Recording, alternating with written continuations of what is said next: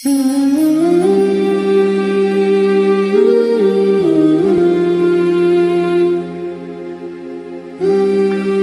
bismillahirrahmanirrahim. Assalamualaikum warahmatullahi wabarakatuh. Assalamualaikum warahmatullahi wabarakatuh. Wassalatu wassalamu ala rasulillah wa ala alihi wa ashabihi ajma'in. Alhamdulillah, disyukur kepada Allah, Tuhan semesta alam, karena rahmat karunia-Nya kita dapat berkumpul di sini dalam keadaan sehat walafiat. Semoga yang sedang sakit diangkat penyakitnya, dan semoga sakitnya dijadikan sebagai pelebur dosa-dosa. Amin. Tak lupa juga kita mengucapkan salawat serta salam kepada Nabi besar kita, Nabi Muhammad Sallallahu Alaihi Wasallam, yang karena berkat beliau dan atas izin Allah yang membawa kita dari zaman terang benderang, yang dari zaman jahiliyah menuju zaman terang benderang, yakni zinul Islam. Baik, pada kesempatan kali ini kita ada kajian Sahih Bukhari, kajian rutin Sahih Bukhari setiap hari Kamis, yang akan dibawakan oleh guru besar kita semua, yaitu Bapak Dr. Elan Sumarna, MAG. Adapun tahapan dalam kajian ini, yaitu ada 4. Yang pertama tahap pembukaan, yaitu sekarang. Kedua, tahap pematerian.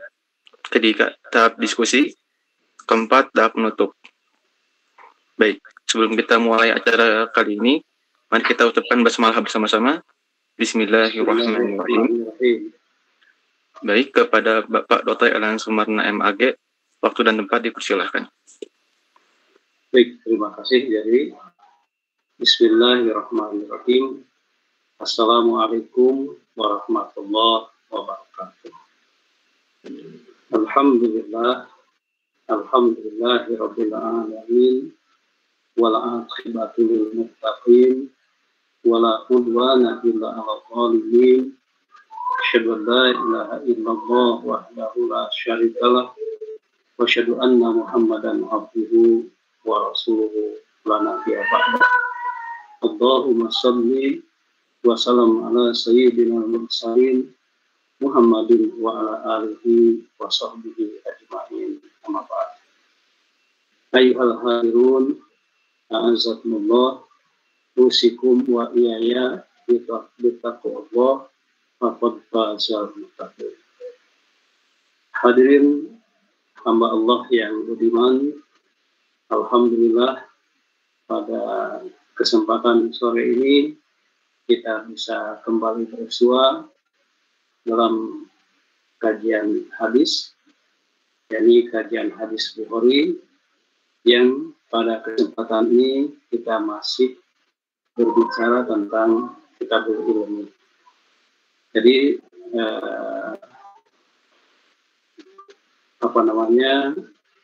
untuk diketahui oleh kita semua bahwa kitab Bukhari ini, kitab hadis Bukhari ini termasuk Kitabul Jami', yaitu kitab yang tersusun berdasarkan tematis, tema-tema begitu.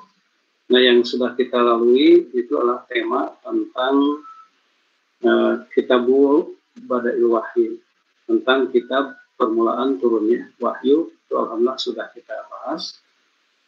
Nah, sekarang kita sudah masuk, sesungguhnya sudah pertengahan masuk kepada tema yang berikutnya, yakni tema tentang Kitabul Ilmi, tentang ilmu. Hanya sebagaimana diketahui hadirin sekalian, ini bagi mereka yang baru bergabung, bahwa Kitabul Ilmi ini juga sudah sampai kepada hadis, kita hadis ratusan pada waktu kita offline. Namun karena pandemi itu beberapa saat terhenti, dan kemudian kita mulai lagi dalam kondisi lebih baik. Lebih baik itu maksudnya kita bahkan melalui daring seperti ini, dan bahkan alhamdulillah dengan izin Allah menjadi lebih luas. Jadi hari ini pemirsa kita, insya Allah kalau Allah menghendaki sudah diterima dimonitor juga oleh saudara-saudara kita yang ada di Jepang dan juga oleh saudara kita yang ada di Qatar, dan oleh saudara kita yang ada di Saudi. Alhamdulillah dengan izin Allah. Semoga Allah mengabulkan rencana-rencana seperti ini. Hadirin hamba Allah dimanapun Anda berada. Nah, karena pandemi seperti tadi, akhirnya kita daring, namun ternyata hikmah daripada daring itu juga ada TV Edu yang bisa menyiarkan lebih luas lagi di samping Meet yang kita gunakan begitu. Terima kasih kepada TV Edu yang sudah ikut menyebarluaskan, tentu saja kepada adik-adik mahasiswa di samping waktunya yang sangat sempit dalam belajar juga masih sempat memfasilitasi kegiatan. Semoga kepada semua pihak Allah memberikan balasannya yang terbaik demi tegaknya dakwah Islamiyah yang dipancarkan dari kampus tercinta UPI yang religius melalui kerjasama program PKM Al-Furqan bersama adik-adik mahasiswa yang juga tentu saja difasilitasi oleh UPI ini. Hadirin sidang jemaah yang Allah muliakan. Nah, jadi insya Allah kita sekitar 2 atau 3 hadis lagi kita mengulang hadis-hadis tentang keutamaan ilmu. Setelah itu kita akan bertahap lagi mengikuti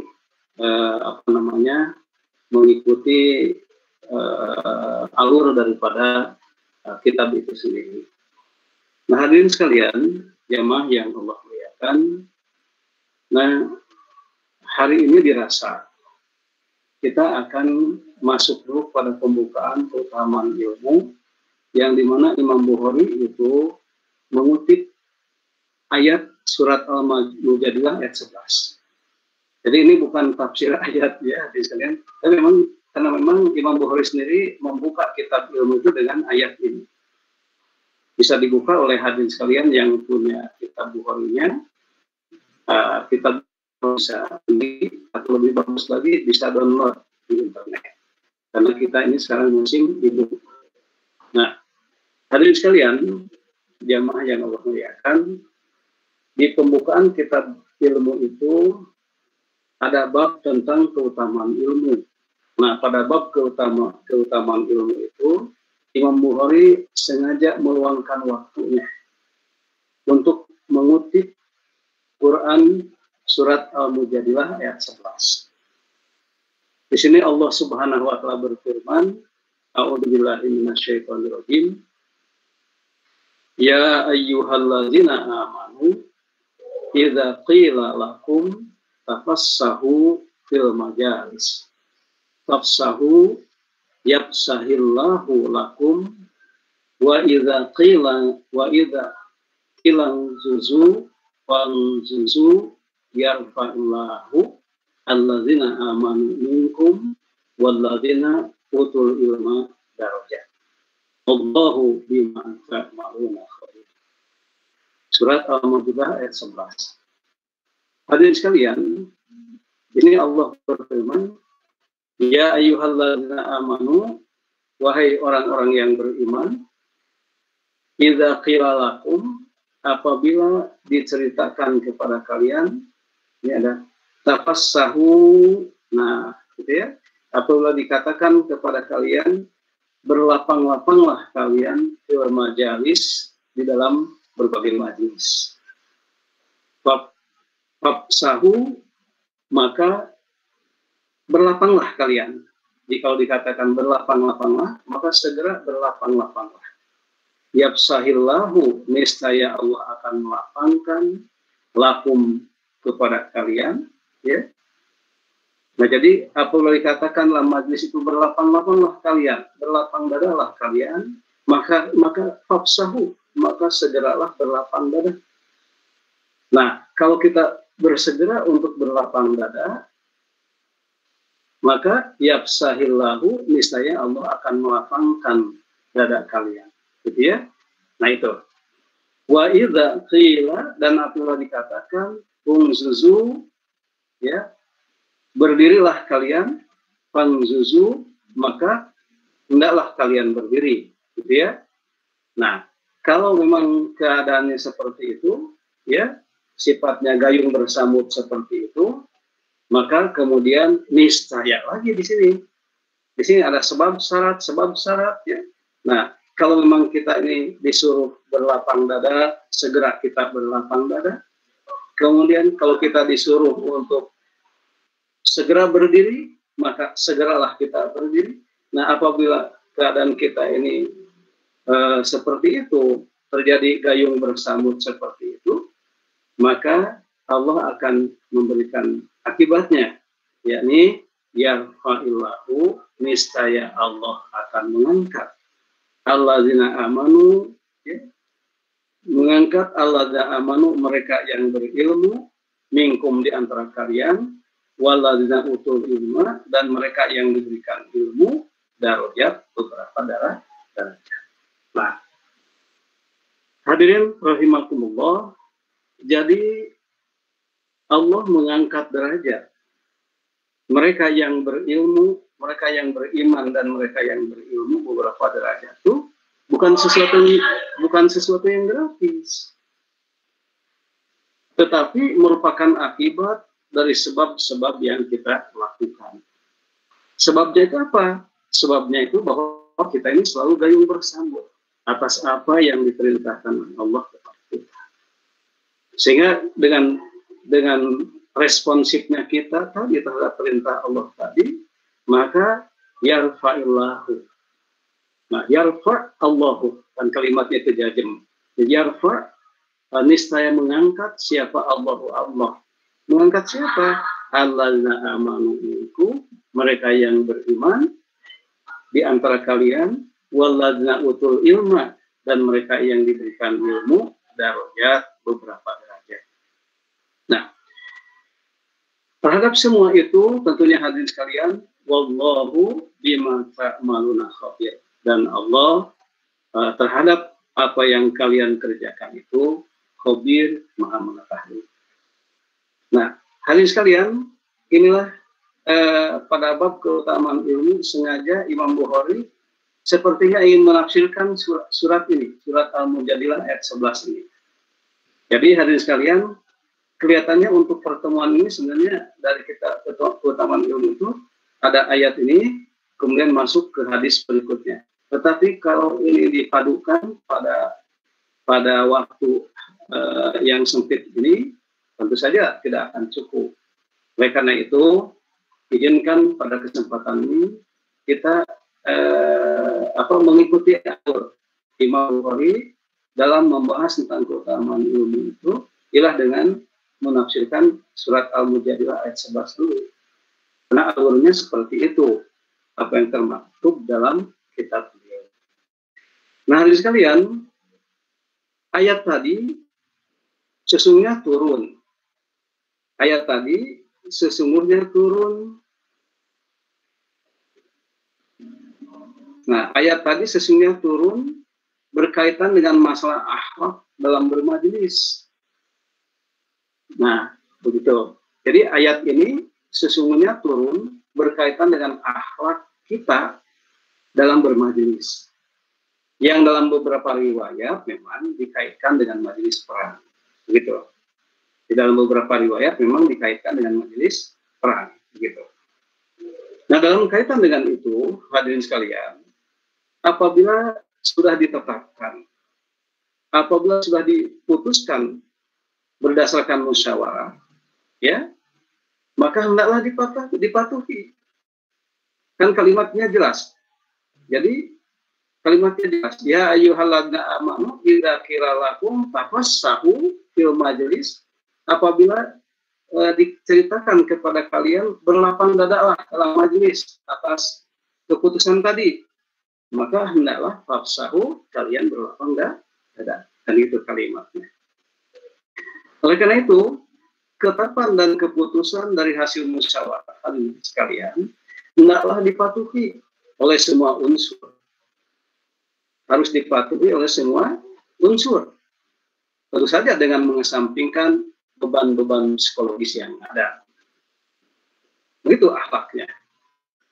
Nah, dengan demikian, ketika ayat itu menyuruh berlapang dada tadi, ya, tafassahu, gitu, maka kita harus menerima hasil musyawarah tadi dengan berlapang dada.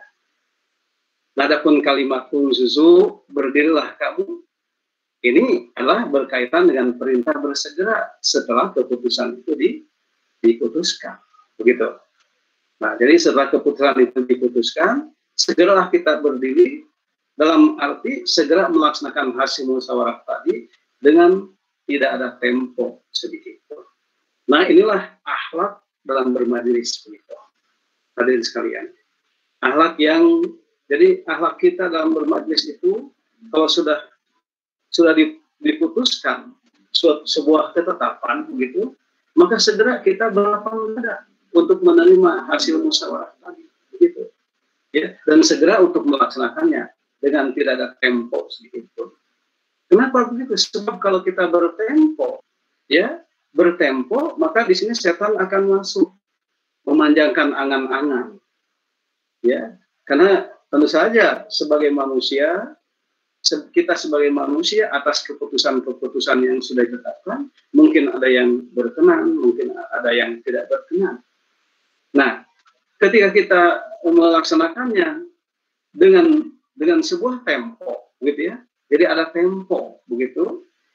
Maka setan akan masuk menyelinap ke dalam hati kita untuk memanjangkan angan-angan dari setiap kita yang mungkin merasa sedikit tidak berkenan atas keputusan tadi.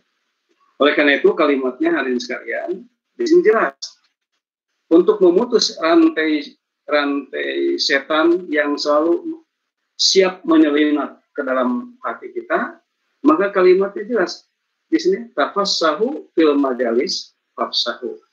Ya. Jadi berlapang dadalah kalian dalam majlis itu, maka berlapang dadalah. Kalau kalian bisa berlapang dada, maka Allah akan melapangkan dada. Nah, gitu ya. Jadi kalau kita bisa berlapang dada, mengesampingkan semua beban psikologis atas keputusan-keputusan yang ada dalam majlis tadi, kita mengesampingkan semua beban-beban psikologis tadi, maka niscaya Allah akan membantu kita untuk melapangkan dada kita. Dan aku boleh katakan berdiri, segera berdiri. Nah, begitu maksudnya hadirin sekalian. Hadirin sekalian, oleh karena itu kalimat pada potongan ayat, yarfa'illahu alladzina amanu minkum. Ini yarfa'illahu alladzina amanu minkum walladzina utul ilma darajat. Nah, potongan ayat seperti ini adalah merupakan janji Allah yang tidak ada tempo lagi. Kalau semuanya serba gayung bersambut, Allah pun juga tidak akan ngasih tempo lagi. Segera Allah akan mengangkat alladzina amanu, mereka yang berilmu, minkum di antara kalian, walladzina utul Allah akan mengangkat mereka yang beriman di antara kalian, walladzina utul ilma, dan mereka yang diberikan ilmu, itu beberapa derajat. Nah, hadirin sekalian, Imam Bukhari sengaja mencantumkan ayat ini sebagai dasar yang harus terhunjam dalam hati kita ketika nanti penjelasan-penjelasan hadis yang dituliskan oleh beliau dalam kitabnya itu memang terkait dengan itu, dengan amanu dan terkait dengan utul ilma. Begitu. Nah, potongan ayat ini, hadirin sekalian, potongan ayat ini itu menunjukkan kepada kita bahwa terangkatnya derajat seorang hamba Allah. Nah, ini terangkatnya derajat seorang hamba Allah adalah dengan dua instrumen. Begitu. Jadi terangkatnya derajat hamba Allah itu dengan dua instrumen. Pertama adalah iman, yaitu alladzina amanu, yang ini. Dan yang kedua adalah utul ilmu. Nah, jadi terangkatnya derajat hamba Allah itu, hadirin sekalian, adalah yang pertama dengan sebab imannya, yang kedua dengan sebab ilmunya. Nah, coba kita lihat dengan sebab imannya. Hadirin sekalian, dimanapun Anda berada, para pemirsa, kaum muslimin, muslimat, baik yang ada di net maupun yang ada bergabung di TV Edu, di TV UPI maksudnya, dimanapun Anda berada. Nah, jadi dua instrumen tadi, iman dan ilmu. Itulah dua hal yang bisa mengangkat derajat seorang hamba Allah. Nah, coba kita lihat dengan kalimat walladzina amanu, iman tadi. Nah, hadirin sekalian, bahwa yang dimaksud dengan pembahasan iman di sini adalah kembali kepada bahasan tentang bahwa secara prestatif orang Islam itu dibagi 3 tingkat. Ada muslim, ada mukmin, dan ada muhsin. Nah, begitu. Penjelasannya itu sebenarnya sudah disampaikan dalam bahasan-bahasan lain, dalam bahasan-bahasan kita di belakang, tentang hadis Jibril itu. Nah, hadis Jibril itu ketika Rasulullah dengan para sahabatnya tengah bermajlis, begitu ya. Ketika Rasulullah dengan para sahabatnya tengah bermajlis, tiba-tiba datang seseorang dengan keadaan yang aneh. Sebut keadaan yang aneh itu adalah bajunya serba putih, tetapi tidak nampak berdebu. Kemudian rambutnya hitam kelam, tidak nampak bekas-bekas perjalanan jauh. Padahal di Arab itu tentu saja ada gurun pasir yang tentu saja kalau seseorang itu tidak bersurban ya, itu pasti dia rambutnya acak-acakan berdebu karena kena angin gurun tadi ya. Tetapi orang itu aneh, dia datang dari tempat yang tidak jelas dari mana arahnya. Kemudian orang itu rambutnya hitam kelam, tidak kusut, tidak nampak tertiup oleh angin begitu. Kemudian pakaiannya pun juga putih, begitu. Tidak nampak ada debu yang melekat pada pakaiannya putih. Kemudian orang itu datang kepada Rasulullah, dia menanyakan Islam, menanyakan iman, dan menanyakan ihsan. Ini hadis ini sudah masyhur. Ini dalam yang dikutip juga oleh Imam Nawawi dalam kitabnya Hadis Arba'in, gitu. Nah, jadi orang itu bertanya, akhbirni anil Islam, ya Rasulullah, kabarkan kepadaku tentang Islam. Maka Rasul menjawab, Islam itu dijawab dengan hukum Islam, dijawab dengan yang kemudian ulama menyebutnya sebagai rukun Islam, yaitu syahadah, sholat, zakat, saum, dan haji. Nah, kemudian dia dia bertanya dan membenarkan, sahabat, engkau benar ya Rasulullah. Sahabat kaget, dia yang bertanya, lantas dia yang membenarkan. Demikian juga ketika bertanya tentang iman, kemudian Rasul menjawab iman itu dengan sesuatu yang kemudian ulama menyebutnya sebagai rukun iman, begitu. Itu iman kepada Allah dan selanjutnya sampai hari akhir, begitu. Dan kemudian setelah dijawab oleh Rasulullah, orang itu juga membenarkan, sodaqta, engkau benar ya Rasulullah, begitu.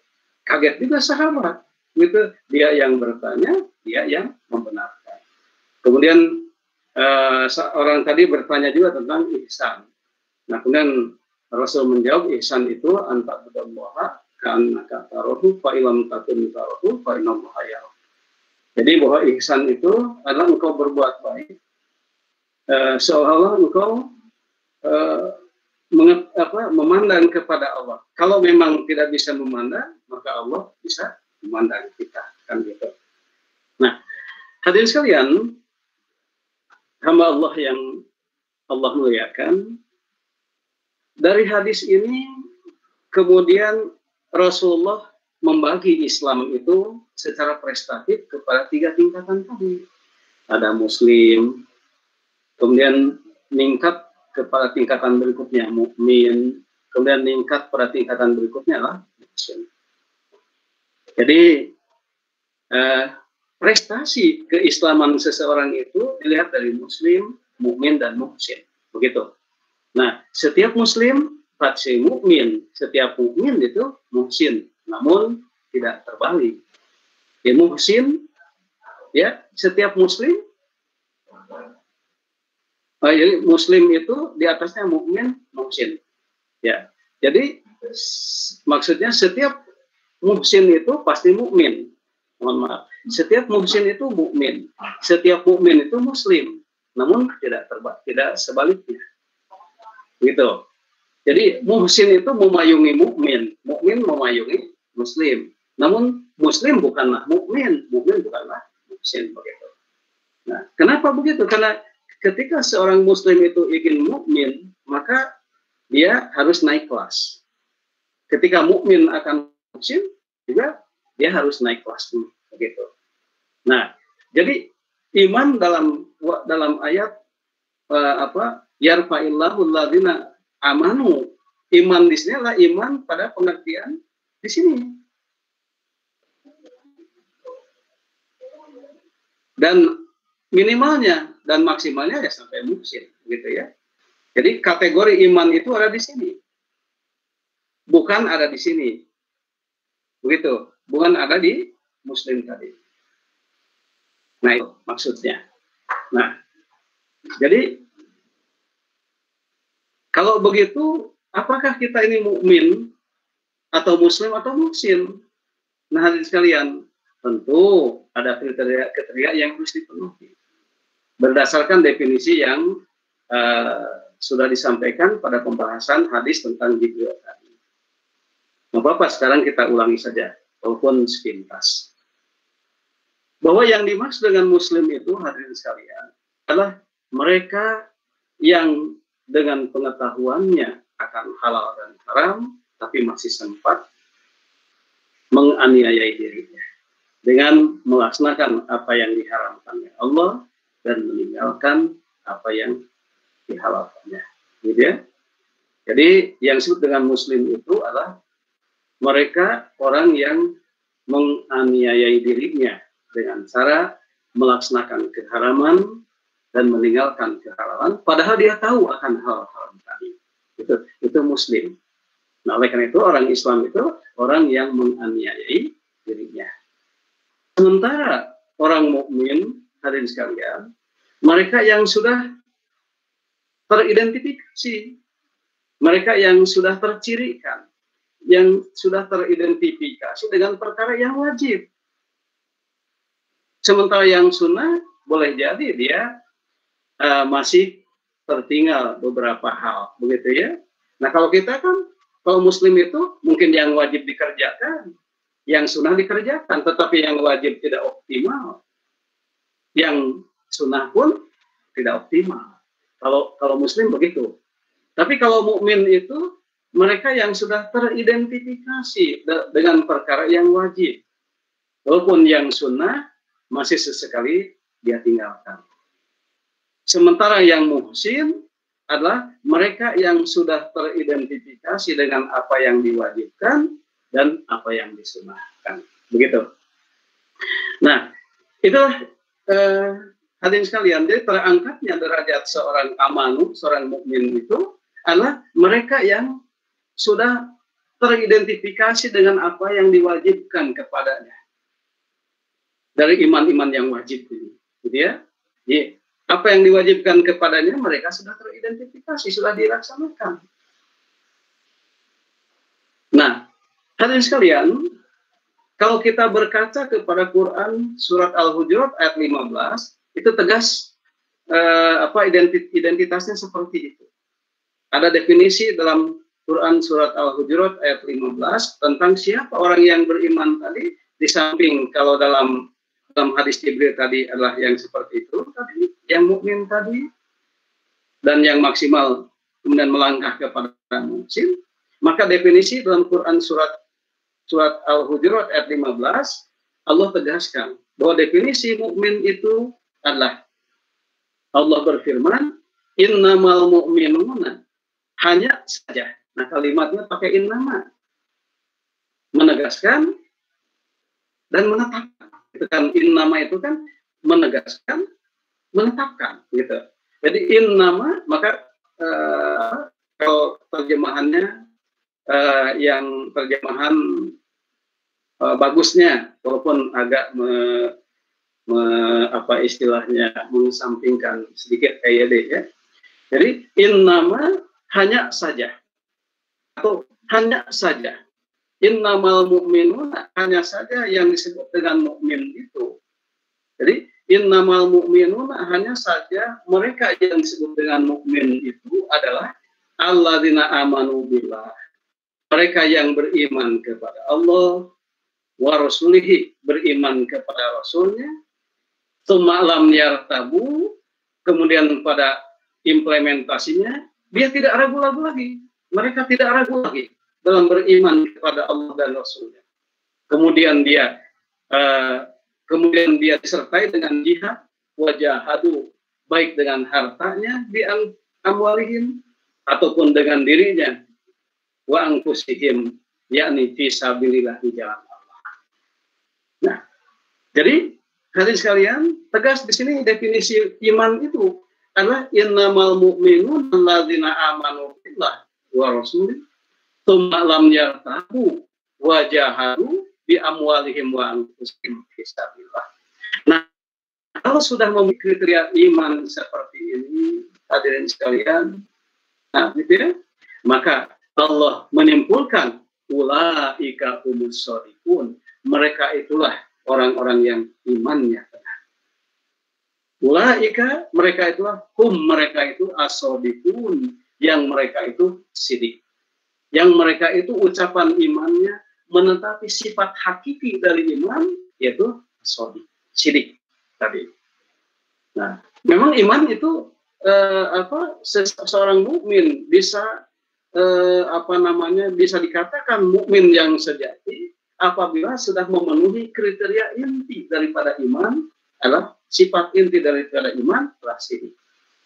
Kalau kemudian dia tidak memenuhi kriteria sidik tadi daripada keimanannya itu, maka dia akan otomatis tergolong terhinggapi sifat-sifat menafikan, yaitu kadzib atau dusta. Gitu. Nah, itu hadirin sekalian. Itu yang pertama. Yang kedua, bahwa terangkatnya derajat seorang hamba itu, yang pertama karena imannya, yang kedua karena ilmunya. Dimaksud dengan mereka yang diberi ilmu dalam ayat tadi, hadirin sekalian, adalah mereka kaum mukminin. Nah, jadi sesuatu yang bertumpu, tidak lepas nih. Misal iman, ilmu, tidak, tapi bertumpu. Jadi yang dimaksud dengan mereka yang diberi ilmu, walladzina utul ilma tadi, maksudnya adalah mereka kaum mukminin yang telah menetapi sifat-sifat keimanannya tadi, yaitu yang ini. Yang ini. Begitu. Kalau mereka sudah memenuhi kriteria inti keimanannya, yaitu sidik tadi, benar bahwa dia itu beriman kepada Allah dan Rasulnya, benar dengan bentuk aplikatifnya, yaitu lam yartabu wajahadu bi amwil wa anfusihim fisabilillah. Nah, orang seperti inilah ya akan menumbuhkan di atasnya itu adalah sifat ilmu tadi. Nah, jadi hadirin sekalian, yang dimaksud dengan mereka yang diberikan ilmu itu adalah mereka kaum mukminin yang telah menetapi sifat-sifat keimanannya tadi, itu menetapi sifat-sifat tadi, Kemudian mereka berdoa kepada Allah untuk mohon ilmu, ya, agar Allah berkenan menumbuhkan, ya, ilmu pada lahan tadi. Lahan apa? Lahan pribadinya yang sudah beriman tadi. Nah, itulah persoalannya, kalian sekalian. Ya, dengan demikian, ilmu yang diberikan oleh Allah Subhanahu wa Ta'ala ketika dia bermohon, karena ilmu itu diberikan. Jadi hakikat ilmu itu diberikan oleh Allah.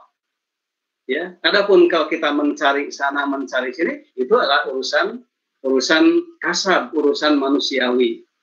Karena kita ini dituntut untuk sekecil apapun harus melaksanakan, harus berikhtiar. Nah, soal kemudian tiba-tiba ilmu itu besar atau kecil, ya tergantung kehendak Allah dan tergantung kepada lahan itu. Lahan itu apa? Pribadi kita, diri kita yang sudah beriman tadi, yang sudah menetapi kepada nilai-nilai syirik tadi. Tiba-tiba dia berdoa kepada Allah, ya Allah berikanlah ilmu. Maka Allah berikan sekecil, menumbuhkan di lahan iman itu, di lahan diri kita itu, sekecil pengetahuan, sekecil ilmu yang kemudian daripadanya tumbuh subur.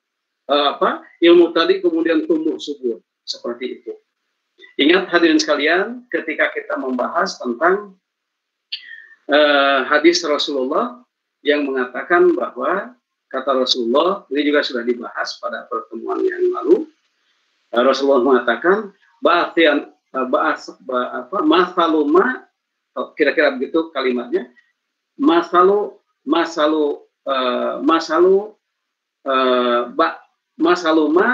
ba'asani Allahu bihi minal ilmi wal huda. Nah, ya, perumpamaan apa yang aku bawa itu berupa ilmu dan petunjuk, ya, adalah perumpamaan seperti air hujan dan tanah. Nah, begitu. Air hujannya itu ilmu dan petunjuk tadi. Nah, tanah itu ya diri kita tadi. Nah, tiba-tiba air hujan yang menimpa bumi tadi, menimpa tanah tadi, tanah itu terbagi 3. Begitu dalam hadis tadi. Nah, ada tanah yang bisa menahan air hujan. Kemudian daripada air hujan itu tumbuhlah rerumputan, alang-alang yang banyak. Begitu, sehingga memberikan kehidupan manusia yang ada di atasnya. Nah, ada tanah yang kedua, yaitu tanah kering, tanah gurun, tetapi masih bisa menyimpan air. Sehingga dari tanah kering itulah yang masih bisa menyimpan air tadi, tumbuhlah oase-oase, kumbangan-kumbangan di mana-mana yang daripadanya tumbuh juga tanaman yang lainnya. Begitu, sehingga orang bisa hidup di sana. Nah, ada tanah tipe tanah yang ketiga, itu tanah yang tidak bisa menyimpan air.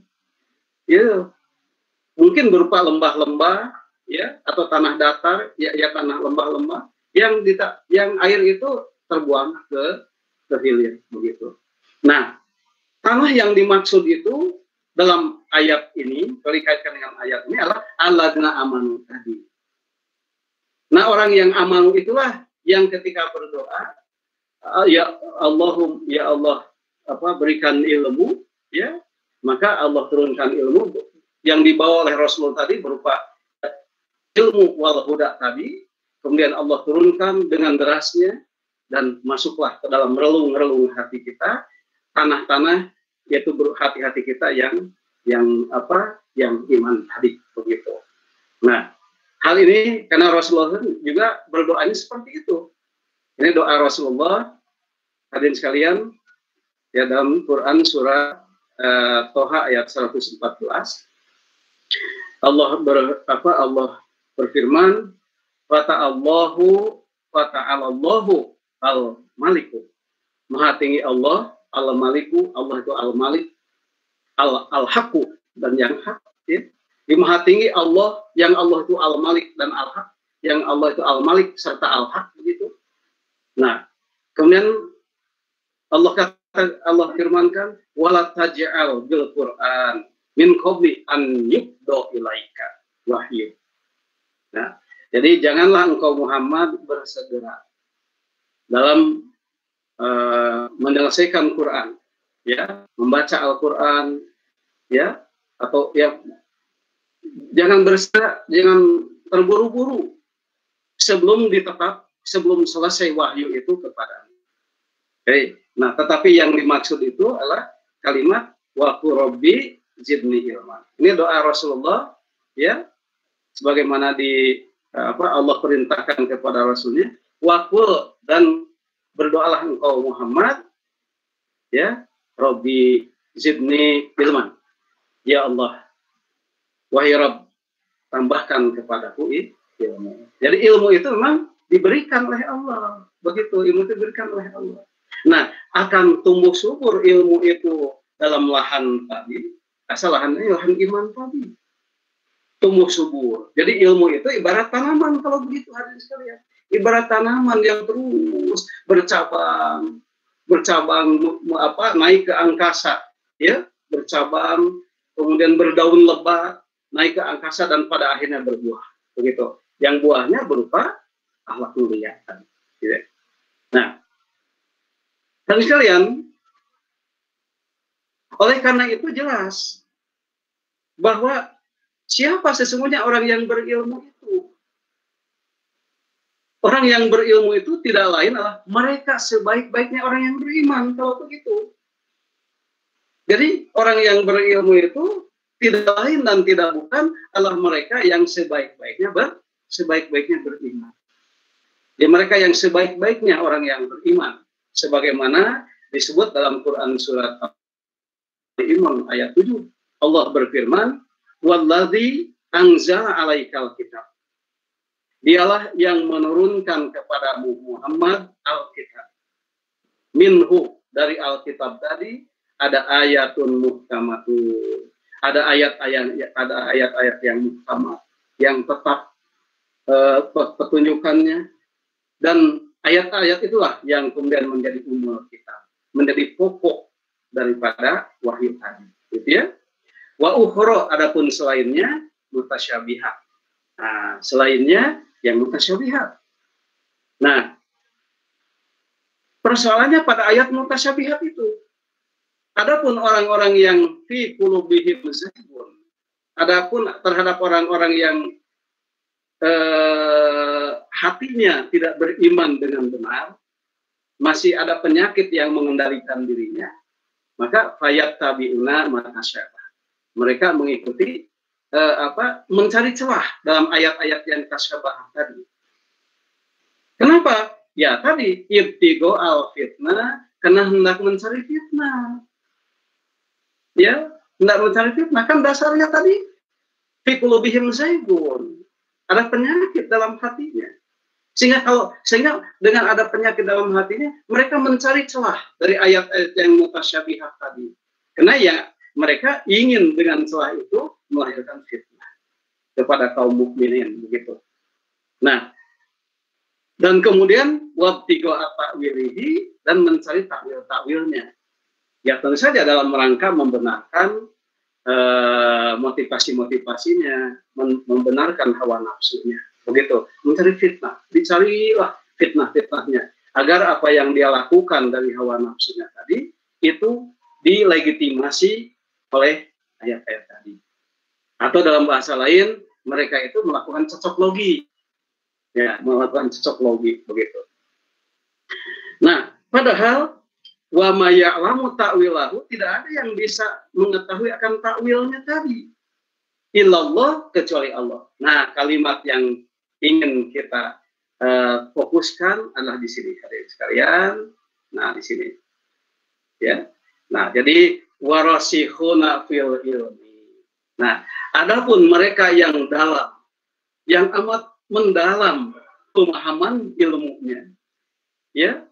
Karena tadi pemahaman ilmunya tadi, mereka tuh mengatakan, ya, yaquluna, mereka mengatakan amanna bihi, kami mengimaninya. Kenapa? Kullun min indi rabbina, seluruhnya itu dari sisi Tuhan kami. Wa ma yadzakkaru illa ulul albab, dan tidak ada yang bisa mengambil pelajaran dari semua itu kecuali yang ulul albab. Begitu. Nah, itu hadirin sekalian. Nah kemudian yang harus kita tegaskan pula adalah bahwa ilmu yang dimaksud kalau begitu adalah ilmu agama, bukan ilmu umum dalam ayat tadi.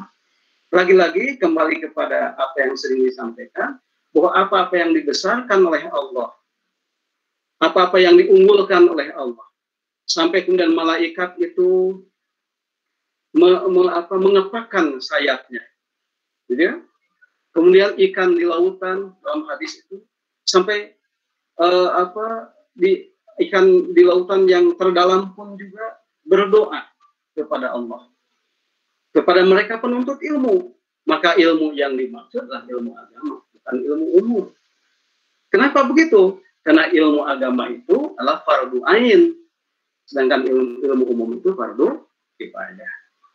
Nah, oleh karena itu hadirin sekalian, kembalilah kepada bahasan kita bahwa ilmu berhentilah kita untuk membagi ilmu itu, ilmu akhirat dan ilmu dunia. Tidak ada ilmu akhirat. Di akhirat itu tidak perlu ilmu. Yang ada itu ilmu itu dibagi dua. Ada ilmu agama dan ada ilmu umum. Nah, dua-duanya baik ilmu agama ataupun ilmu umum, dua-duanya adalah untuk di dunia ini. Ilmu agama adalah untuk fardu ainnya dan ilmu umum itu adalah fardu kifayah. Nah, mungkin itu bahasan kita hari ini. Gary, silakan apabila ada hal yang akan kita bahas. Enggak? Baik, alhamdulillah. Untuk pematerian sudah selesai, kita masuk ke tahap diskusi. Baik, kepada hadirin yang ingin bertanya, boleh on-kan mic-nya ataupun ketik di kolom chat. Baik yang di TV UPI ataupun yang di net gitu ya, Gary? Iya, betul. Baik yang di TV UPI, kalau misalnya jika ada pertanyaan diketik saja, nanti akan ada orang yang menyampaikan pertanyaannya ke net di sini.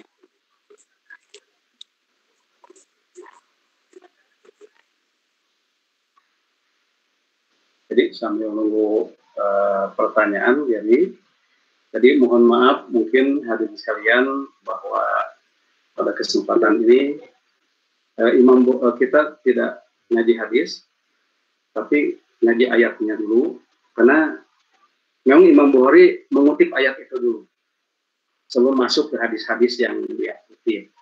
Mungkin tujuannya untuk mengadakan taswiyah. Taswiyah itu satu penyamaan dulu. Nanti akan ada hadis-hadis tentang yang saya sampaikan tadi, gitu. Itu hadirin sekalian. Nah, ada pertanyaan di kolom chat, Gary? Atau silakan mungkin hadirin, baik hadirin mahasiswa yang akan bertanya, silakan baik lewat chat di Meet ataupun di TV UPI. Kalau yang akan langsung boleh, yang akan langsung untuk buka mic di Meet. Nah, silakan. Kalau saya mau dasar boleh nanya nggak, Pak? Boleh. Boleh. Di sini pemain wasit sepak bola boleh, ya Pak. Ya. Baik, siapa? Bismillah, Pak. Saya waktu itu mungkin pernah mendengar beberapa pendapat bahwa ilmu itu, misalnya tidak semua ilmu itu ada yang bermanfaat. Ada juga saya pernah mendengar pendapat bahwa kayak misalnya ilmu filsafat dan sebagainya gitu yang berhubungan dengan hal itu. Ada beberapa pendapat di mana ilmu itu ulama mengatakan ilmu itu kurang bermanfaat atau tidak bermanfaat gitu, Pak. Sementara itu kan maksudnya ilmu umum, Pak. Nah, itu apakah ilmu yang tadi disebutkan tadi ada manfaatnya nggak, Pak? Maksudnya itu dalam artian termasuk ilmu umumkah, dan apakah ada manfaatnya nggak, Pak, untuk kehidupan misalnya, Pak? Ya, baik, bagus pertanyaannya dari wasit kita yang ikut main bola. Nggak apa-apa, di sini nggak apa-apa. Ya hanya di sepak bola nggak boleh, ya. Nah, jadi hadirin sekalian, pertanyaan yang sangat bagus dari saudara Gary.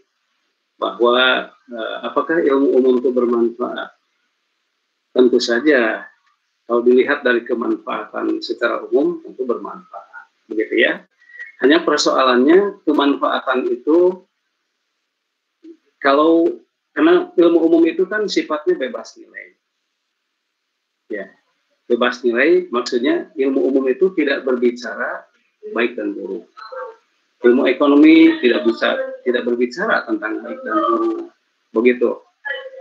Lebih berbicara tentang surga dan neraka, tidak, gitu. Nah, jadi kalau dikatakan ilmu itu bermanfaat, ya tergantung kepada orang yang memilikinya. Kalau orang kafir, maka paling banter aspek kemanusiaan yang jadi dasarnya. Dan tentu saja aspek kemanusiaan itu amat relatif. Sementara tidak ada manusia yang netral dalam sisi ideologi, begitu.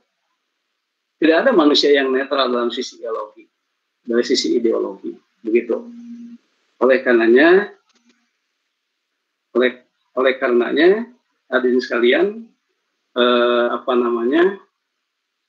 karena manusia itu tidak ada yang netral pada sisi ideologi, maka boleh jadi ilmu umum yang dimilikinya ya dipakai untuk kepentingan kecenderungan dirinya, begitu. Ya, syukur kalau dia itu misalnya secara budaya lah orang yang baik, mungkin bisa relatif baik dipakai. Tetapi masalahnya kalau dia itu memang seperti itu, ya itulah kejadiannya, begitu. Coba kita lihat sekarang perkembangan daripada teknologi komunikasi.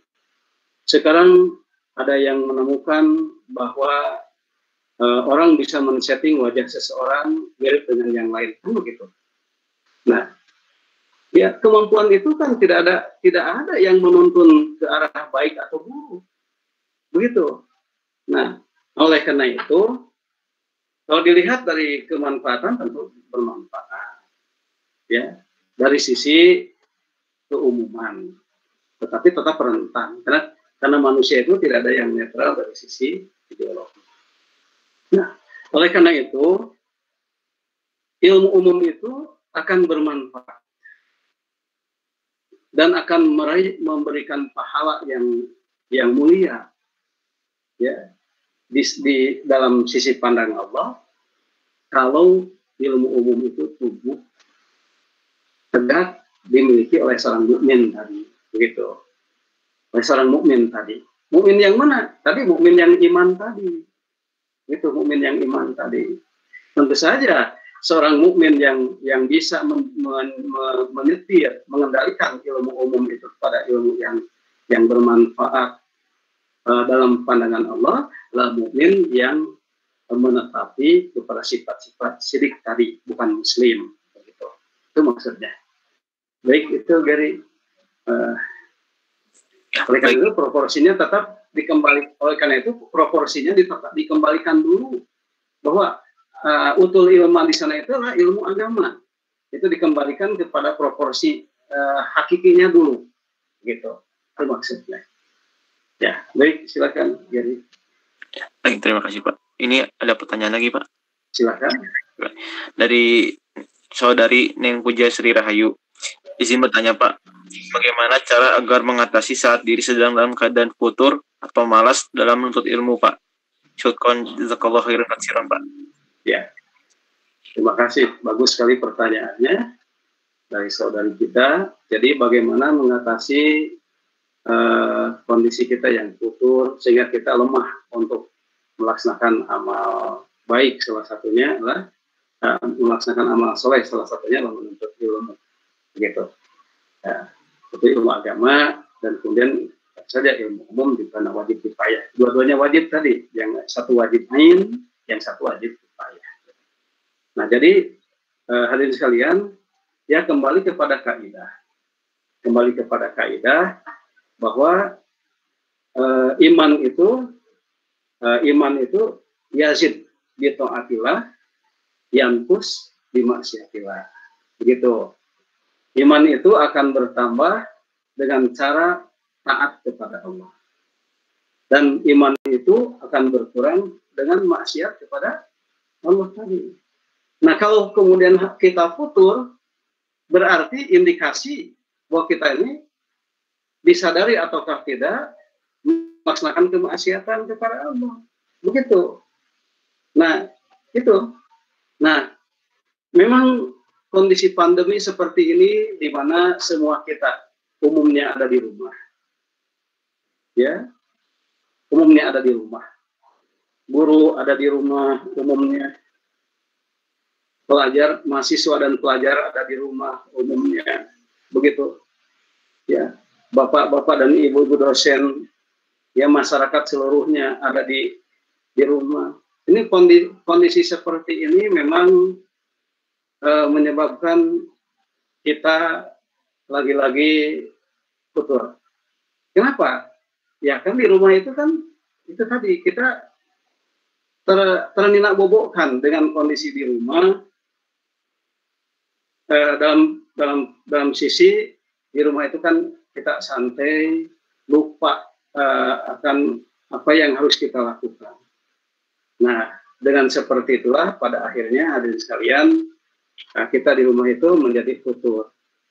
Nah, jadi kemaksiatan yang dimaksud entah kemaksiatan yang kecil apalagi yang besar.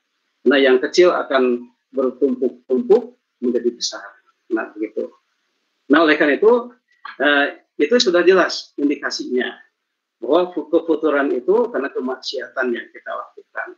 Entah kemaksiatan itu mungkin karena kita terlalu banyak nonton TV, kita di rumah itu kita banyak nonton TV, banyak banyak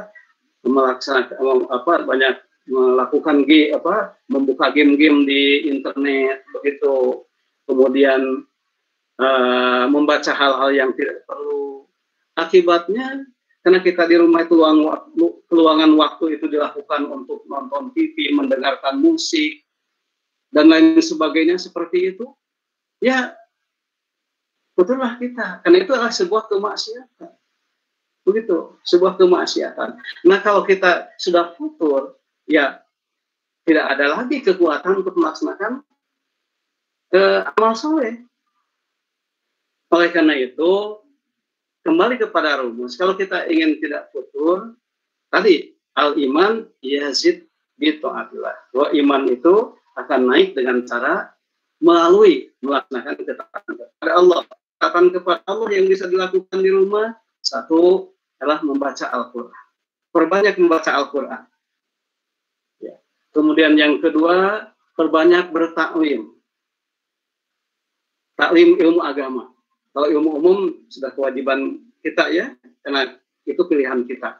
Jadi perbanyak membaca Al-Quran, menghafalnya, bertadarusnya, memahami maknanya, itu kemudian juga perbanyak untuk bermajlis taklim, baik melalui langsung seperti kita ini, atau kemudian melalui YouTube, atau melalui yang lainnya, dan tentu saja yang berikutnya adalah kita harus memperbanyak melakukan amal-amal soleh. Maksudnya ibadah-ibadah mahdoh seperti sholat tepat waktu. Kalau yang laki-laki usahakan terus ke masjid, kemudian sholat tahajudnya, duhanya kalau bisa, begitu ya. Nah, seperti itu. Nah, kemudian juga banyak berbincang dengan teman-teman kita yang solih dan solehah, gitu ya, teman-teman kita yang soleh. Nah, itulah yang akan menyebabkan kalau kita semua disibukkan dengan itu di rumah ini, gitu ya, ya di rumah ini, insya Allah tidak akan terjadi futur, gitu ya. Itu ini kalian. Jadi kalau kita futur itu ada indikasi bahwa kita lebih banyak melakukan amal ya kemaksiatan. Salah satunya diantaranya mungkin di rumah itu banyak nonton TV, gitu ya, banyak. Ya kalau sudah nonton kan kita terjebak, tidak bisa terkendali. menonton boleh, tetapi maksudnya siap-siap untuk tidak jangan sampai terjebak. Jadi kemudian juga ya banyak mendengarkan musik ya itu dan lain sebagainya, itu banyak hal-hal yang tidak berguna semua kita lakukan ya, tentu saja itu menyebabkan kita gitu. Itu Gary. Ya. Baik, alhamdulillah. Pertanyaan kedua sudah terjawab. Mungkin ini Pak ada 2 pertanyaan terakhir Pak. Ya silakan. Ya, baik, pertanyaan ketiga.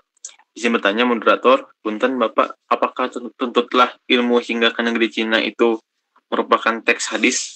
Terima kasih. Ya, baik. Pertama, hadis itu masih bermasalah. Hadis itu masih bermasalah secara rawi dan sanad. Dalam pengertian umumnya ulama menolak hadis itu sebagai sebuah hadis yang sahih. Bahkan ada yang menyatakan bahwa hadis itu hanya peribahasa, gitu. Ya. Tetapi secara sejarah ada beberapa sahabat Nabi yang diutus ke negeri Cina untuk berdakwah di sana, begitu. Di sebuah provinsi yang ya hari ini paling banyak itu muslimnya ya, provinsi apa namanya di sana. Yang kemudian dari provinsi itulah ada yang berkelana ke Nusantara, salah satunya Laksamana apa ya Laksamana Sinho itu ya, apa namanya lupa ya. Nah itu. Nah, jadi secara aspek sejarah memang ada kontak antara Rasulullah dengan negeri Cina itu melalui pengiriman utusannya untuk berdakwah di sana. Namun hadis tadi masih dinilai oleh umumnya ulama ahli hadis bahwa hadis itu kurang kuat. Dan ada yang mengatakan itu bukan hadis, dan bahasa. Nah begitu diantaranya. Namun lepas dari itu, kita melihat dari fakta sejarahnya, semua sahabat Nabi itu sudah disebarkan ke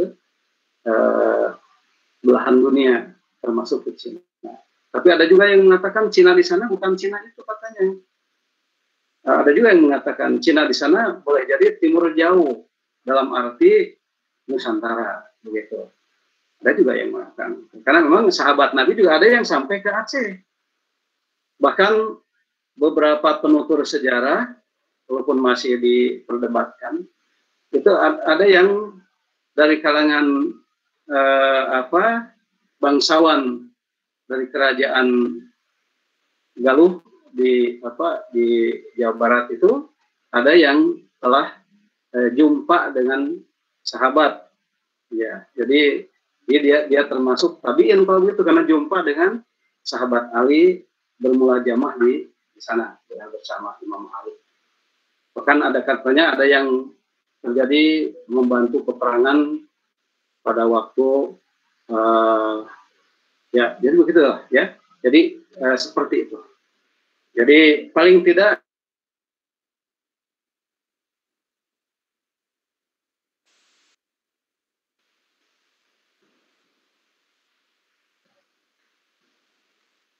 ya. Pertanyaan berikutnya sedang bisa akhirnya kembali. Ya. Alhamdulillah, pertanyaan ketiga dari Saudara Pariti Gumilar sudah terjawab. Selanjutnya pertanyaan keempat mungkin Saudara Upar Suparta ingin on-kan mic-nya. Mangga dipersilakan. Ya, bismillahirrahmanirrahim. Assalamualaikum warahmatullahi wabarakatuh. Waalaikumsalam warahmatullahi wabarakatuh. Izin bertanya, Pak. Silakan. Apakah yang dimaksud di ilmu itu segala sesuatu yang pernah kita pelajari, ataukah hanya apa-apa yang kita kuasai saja? Terus yang kedua, apakah ilmu yang kita miliki akan dihisab? Jika iya, apakah ilmu yang kita dapati dari sejak kecil sampai saat ini semuanya akan dimintai pertanggungjawaban, ataukah tidak? Seperti itu. Terima kasih. Baik, yang pertama itu Saudara Upar apa? Apakah yang dimaksud ilmu itu segala sesuatu yang pernah kita pelajari, ataukah hanya yang kita kuasai saja? Ya, baik, sangat bagus pertanyaannya. Jadi, kalau ilmu dalam pengertian bahasa tentu yang kita ketahui. Dalam pengertian bahasa, ilmu itu yang kita ketahui. Sehingga kemudian kalimatnya ilmu pengetahuan dalam bahasa kita. Jadi yang kita kuasai dalam arti pengetahuan yang kita kuasai itulah ilmu, tetapi secara bahasa. Tetapi kalau secara istilah, secara hukum, sebagaimana tuntunan Al-Quran dan Sunnah, maka ilmu itu adalah sesuatu yang bisa menunjukkan. Sesuatu yang bisa menunjukkan kepada arah yang benar. Dan tidak lain kalau yang begitulah ilmu agama.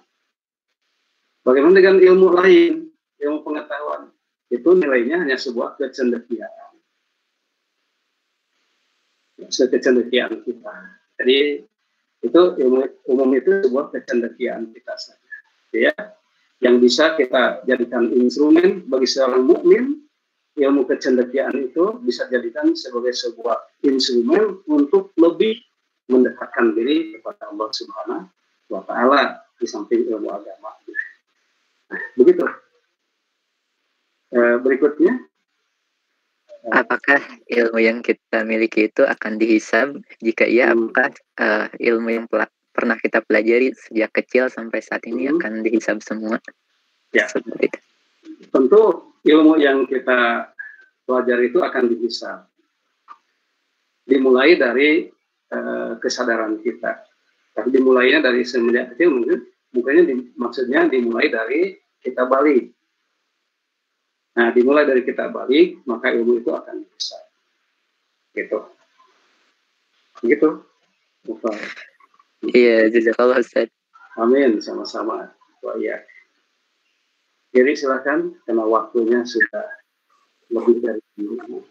Baik Pak, ditutup Pak mungkin Pak.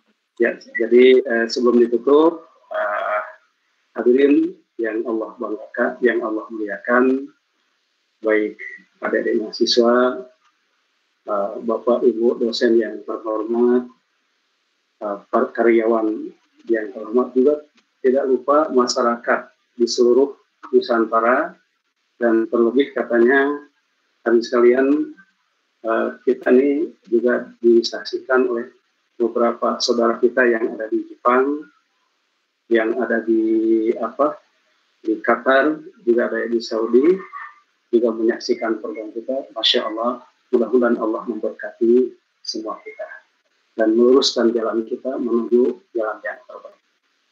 Itu saja. Wasyhadu anna muslimun. Assalamualaikum warahmatullahi wabarakatuh. Baik, alhamdulillah. Kajian pada sore hari ini sudah selesai.